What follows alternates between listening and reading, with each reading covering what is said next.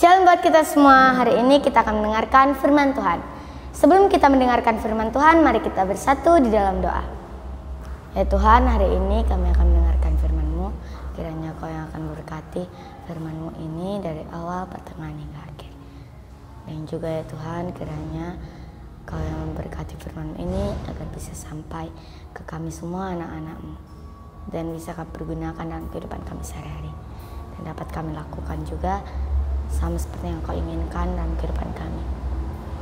Dan juga berkati anak-Mu yang akan membawakan firman-Mu pada hari ini agar bisa sampai kepada orang yang mendengarkannya dan berguna bagi orang yang akan mendengarkannya. Inilah adalah permohonan kami dalam nama Yesus Kristus. Kami berdoa dan mengucap syukur padamu. Firman Tuhan kita hari ini diambil dari kitab Yeremia 30 ayat 17 sampai 18. Begini firman Tuhan. Janji pemulihan Israel. Tetapi sebab aku akan mendatangkan kesembuhan bagimu, aku akan mengobati luka-lukamu. Demikianlah firman Tuhan. Sebab mereka telah menyebutkan engkau orang buangan, yakni sisa yang tiada seorang pun menanyakannya. Beginilah firman Tuhan. Sesungguhnya aku akan memulihkan keadaan kemah-kemah Yakub dan akan mengasihani tempat-tempat tinggalnya. Kota itu akan dibangun kembali di atas reruntuhannya, dan puri itu akan berdiri di tempatnya yang asli. Tema yang sampai pada kita semua hari ini adalah Yesus penyelamatku. Teman-teman semua tahu nggak arti Yesus penyelamatku? Yesus penyelamatku adalah Yesus satu-satunya penolong dan juru selamat bagi kehidupan kita, umatnya manusia. Contoh karya penyelamatan Yesus ada di dalam contoh tokoh Alkitab maupun di dalam kehidupan kita sehari-hari. Seperti di contoh Alkitab yaitu Yunus diperintahkan oleh Tuhan untuk pergi ke Niniwe. Namun Yunus menaiki kapal yang tertuju ke Tarsis. Setelah itu badai pun berdatangan ke kapal tersebut. Biasanya jika ada badai yang berdatangan ke kapal yang dinaiki Yunus tersebut, ada salah satu penumpang yang melakukan kesalahan. Dan kesalahan itu dilakukan oleh Yunus.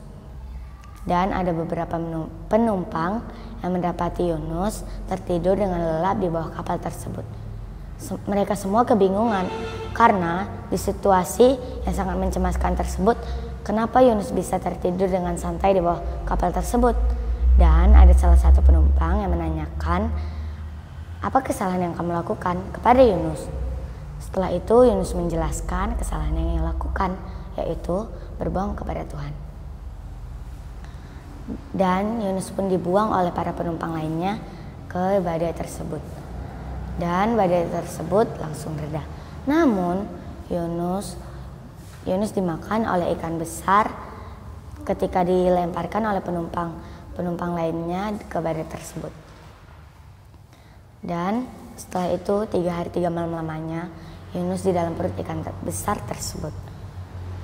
Di dalam perut ikan tersebut Yunus selalu meminta pertolongan kepada Tuhan agar diberikan keselamatan oleh Tuhan. Setelah 3 hari 3 malam lamanya Yunus pun diberikan keselamatan oleh Tuhan. Yunus dimuntahkan oleh ikan tersebut dari dalam perutnya. Dan Yunus langsung meminta maaf kepada Tuhan atas kesalahan yang berbuat dan berterima kasih karena Tuhan telah menyelamatkannya. Dan ia langsung melakukan perintah yang diperintahkan oleh Tuhan, yaitu pergi ke Niniwe. Dan dari cerita Yunus kita dapat mengaplikasikan bahwa Yunus telah berbohong kepada Tuhan dan ia mendapatkan akibatnya. Begitu juga dalam kehidupan kita, dalam kesalahan yang kita lakukan, pasti kita akan mendapatkan akibatnya. Pasti akibat yang kita dapatkan itu tidak sesuai dengan keinginan kita. Dan kita pasti kecewa dengan akibat yang kita dapatkan. Namun seharusnya kita sama seperti Yunus. Dalam akibat yang ia dapatkan itu sangat sulit, tapi ia selalu mengandalkan Tuhan dan tetap percaya kepada Tuhan bahwa Tuhan akan menyelamatkannya dan Tuhan akan menjadi juru selamat bagi dia. Jadi dalam contoh kehidupan kita sehari-hari banyak juga contoh karya penyelamatan Yesus. Contohnya seperti ketika kita dinasihati oleh orang tua kita. Mungkin kita pasti akan merasa sedih. Disitulah Tuhan bekerja untuk menghibur kita melalui teman kita maupun dari benda-benda yang tidak terduga sekalipun. Dan di situ Tuhan bekerja untuk menyelamatkan kita. Jadi kita harus tetap percaya bahwa Tuhanlah yang menyelamatkan kita. Dan di sini tadi tertulis bahwa di ayat 17 bahwa Tuhan akan menyelamatkan kita dari kesengsaraan yang kita dapatkan.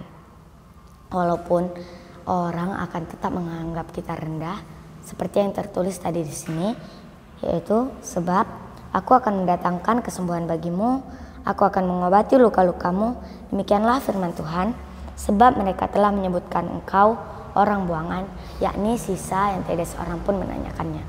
Di sini tertulis kita dianggap rendah oleh orang, tapi Tuhan Yesus tetap mau menyelamatkan kita walaupun orang-orang menganggap kita tidak sama dengan yang dianggap oleh Tuhan Yesus. Orang tetap menganggap kita rendah, tapi Tuhan tetap mau menolong kita melalui apapun itu. Dan seperti yang di perikop kita tadi yang sudah kita baca, yaitu janji pemulihan Israel. Di sini Tuhan menyatakan bahwa ia berjanji kepada bangsa Israel agar diberikan keselamatan. Namun bangsa Israel orangnya yang tidak berkesabaran dan ia menyembah dewa atau dewi lain, bisa dibilang menduakan Tuhan. Namun kita tahu bahwa janji Tuhan itu kekal dan selalu ada dalam kehidupan kita. Jadi janji Tuhan tetap ditepatinya walaupun Tuhan tidak menginginkan apa yang dilakukan oleh bangsa Israel tersebut. Tapi jika kita manusia, pasti selalu kita ingkari janji kita kepada teman kita. Contohnya ketika kita berjanji kepada teman kita, namun setelah kita berpikir kembali, kita tidak menginginkan janji yang sudah kita ucapkan kepada teman kita tadi untuk kita lakukan kepada teman kita. Jadi kita langsung mengingkarinya.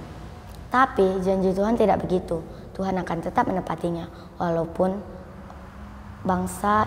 seperti bangsa Israel, yaitu ia menduakan Tuhan. Kita tahu karena Tuhan pasti tidak mau apa yang dilakukan oleh bangsa Israel itu terjadi. Namun Tuhan tetap menepati janjinya. Dan seperti tertulis di hukum Taurat kelima, yaitu hormatilah ayah dan ibumu supaya lanjut usiamu di tanah yang dijanjikan Tuhan Allahmu kepadamu. Di situ juga Tuhan berjanji kepada kita anak-anaknya bahwa ia sudah menjanjikan bahwa kita akan tinggal di tanah yang sudah dijanjikannya, yaitu di tanah Kanaan, di tanah Israel. Tuhan sudah menjanjikannya agar kita bisa tinggal di sana. Tapi kita harus menghormati ayah dan ibu kita. Mungkin kita pasti akan merasakan kesal jika orang tua kita tidak melakukan apapun yang kita inginkan. Dan disitulah kita melawan kepada orang tua kita. Di situ kita sudah melakukan perbuatan dosa. Jadi kita harus tetap belajar menghormati orang tua kita, agar kita bisa meninggali tanah yang sudah dijanjikan oleh Tuhan tadi. Dan juga sebentar lagi kita menyambut hari kelahiran Juru Selamat kita yang hidup, yaitu Yesus Kristus. Di bulan Natal ini kita harus mempersiapkan hati dan pikiran kita untuk menyambut Tuhan kita Yesus Kristus. Jangan-jangan teman-teman semua cuma mempersiapkan baju Natal, sepatu Natal, dan penampilan baru untuk mempersiapkan kelahiran Yesus Kristus. Kita juga harus mempersiapkan kepercayaan kita, hati dan pikiran kita juga untuk percaya kepada Tuhan bahwa Dialah penolong kita satu-satunya. Dan contoh karya penyelamatan Yesus juga ada saat Tuhan disalibkan untuk menebus dosa kita, umatnya manusia. Tuhan disalibkan walaupun ia tidak bersalah sekalipun. Ia rela mati demi kehidupan kita manusia. Dan Yesus tetap menyelamatkan kita walaupun dia tidak bersalah. Teman-teman semua pasti gak rela kan menyelamatkan orang lain, sahabat kita, ataupun orang tua kita sekalipun untuk menyelamatkan orang yang bersalah, namun kita tidak bersalah, pasti kita tidak rela berkorban. Tapi Tuhan Yesus tetap rela berkorban bagi kita umatnya manusia. Karena Dia sangat menyayangi kita. Jadi kita harus tetap percaya bahwa Tuhanlah satu-satunya penolong dan juru selamat bagi kita manusia.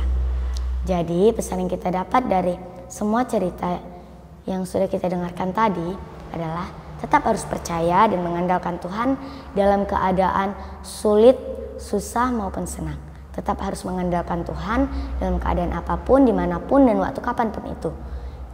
Dan selalu mempercayai Tuhan bahwa Ialah satu-satunya penolong dan juru selamat bagi kita umatnya manusia yang hidup. Amin. Firman Tuhan kita sampai di sini. Mari kita bersatu di dalam doa.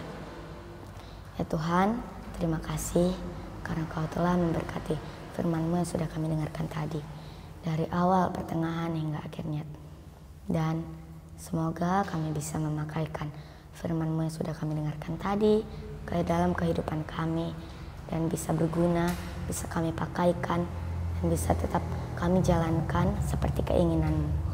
Dan kami tetap bisa percaya bahwa Kaulah satu-satunya juru selamat dan penolong bagi kami umat-Mu manusia. Dan juga ya Tuhan, kiranya Kau yang mempercayakan kami, anak-anak-Mu, dapat menghormati orang tua kami, agar kami bisa menempati tanah-Mu yang sudah Kau janjikan, yaitu tanah Kanaan. Dan berkati kami agar kami bisa percaya, dan terima kasih karena Kau telah memberikan ketenangan bagi kami agar bisa mendengarkan firman Tuhan-Mu tadi sampai dengan akhirnya. Inilah doa dan permohonan kami dalam nama anak-Mu Yesus Kristus.